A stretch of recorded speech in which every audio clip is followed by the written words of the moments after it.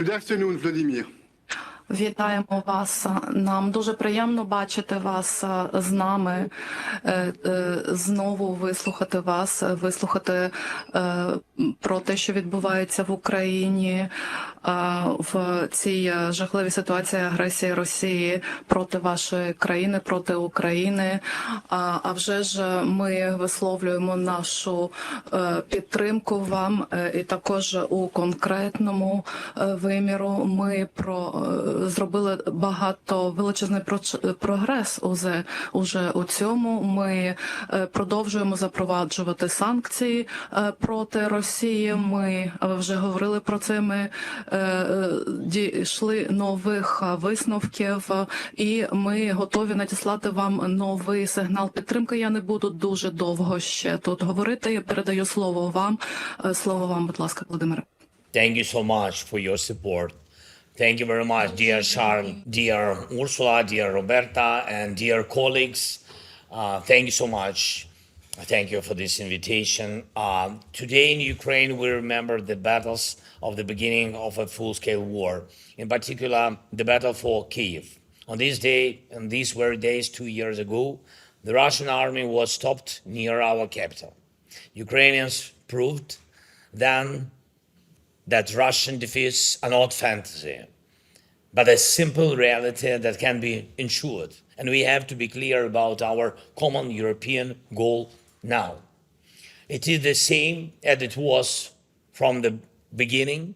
Putin's system must lose in this war against Ukraine.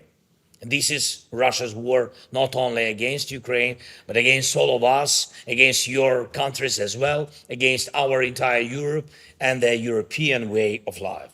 Putin is trying to expand the opposite system, the opposite of the European system. In his system, human beings do not matter at all. Human rights, the dignity of all communities in society, equality of peoples, all this simply does not exist under Putin's system. He has armed his system. He put all the resources of Russia at its service. And he threw it into war. And he must lose. This is a matter of life and death for everything that is available to us in Europe. Nowhere in Europe should violence and degradation prevail as it does in Russia. Dear colleagues, last night there was another missile attack against Kyiv. We shut down 31 Russian missiles, including ballistic. We in Ukraine greatly appreciate all the support to our defense and all the air defense provided to Ukraine, in particular by European countries. Keep our cities and villages alive. But the existing air defense systems are not enough to protect our entire territory from Russian terror. And it's not a matter of hundreds of systems, but of an achievable number to protect all the territory of Ukraine. You all know what steps need to be taken. And I urge you to help to protect our cities. Kharkiv, Sumy, Dnipro, Odessa, Kherson, and others. We need to give reliable protection to the skies above the front line. And we need to make Putin lose the battle for the Ukrainian sky. And if he does, he will lose the land as well. Second, ammunition. Ammunition is also a vital issue, and I'm grateful for the creation of the Ukraine Assistance Fund amounting to 5 billion euros, and for the support of Czechia's initiative to purchase shells for our soldiers. This will help. Thank you. Unfortunately, the use of artillery at the front line by our soldiers is humiliating for Europe in the sense that Europe can provide more. And it is crucial to prove it now, because if there is enough support for Ukraine, it will show Putin's bodies that there will be enough support, even if this insane person orders the expansion of aggression to other European countries. We should not anticipate what Putin has in store for the Baltics or other parts of Europe if we can destroy his aggressive potential now. Third, I hope we can all agree that our Europe needs real defense self-sufficiency. And these can only be achieved by increasing the production of weapons and ammunition on the continent.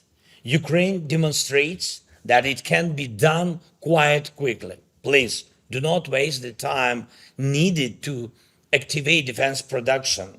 The technological side of warfare is being updated, and we need to keep up with these changes for the security of each and every European country. We also welcome the EU's initiative to open a defense innovation office in Kyiv, and we also offer to invest in our production of drones, one of the key types of weapons in modern warfare. The potential of our drone production is sufficient, and the sufficient funding is needed to realize this potential on the front line. Everything we build to protect Ukraine will also work to protect our entire Europe.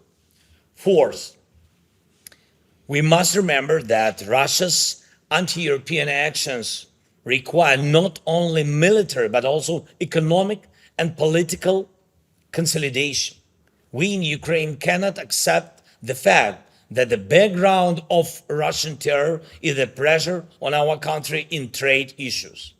And I am grateful to all those in Europe who also see this pressure as unacceptable. Now, the issue of trade, in particular, the continuation of the trade liberalization regime with the EU, is not just about certain goods, but about the ability to withstand Russian aggression. Any loss in trade is a loss of a resource that stops Russia. And I propose that we also look at this from an economic perspective. Every single word of Ukraine is backed by facts.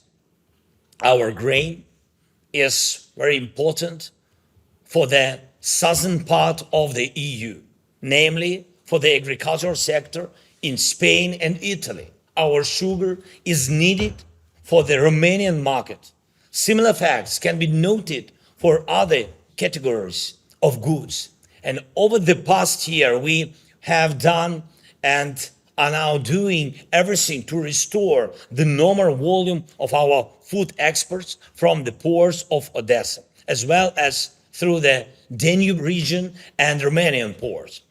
Ukraine has once again become a donor of food security for our traditional export destinations, North Africa and Asia.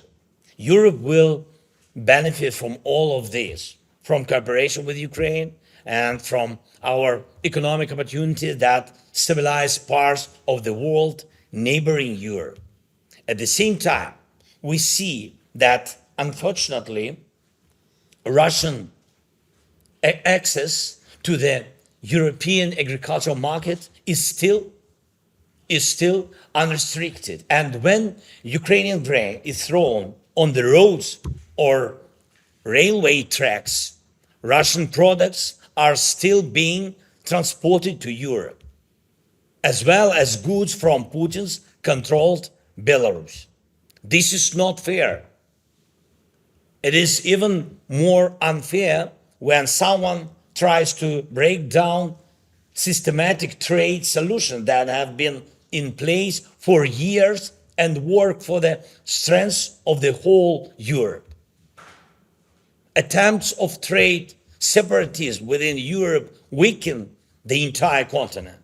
And I would also like to focus on joint political actions on the issue of starting real negotiations on Ukraine's accession. This is one of the key elements in motivating our people in the fight against Russia.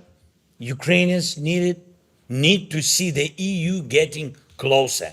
And Especially during these difficult months, we need a sense of convergence between Ukraine and the EU when Russia is broadcasting to the world that the West is not able to support us in the way we need. And there are such deficit in defense supplies. Ukraine is fulfilling, is part of the commitments to internal transformation. And we know that the EU has a negotiating framework ready for your consideration.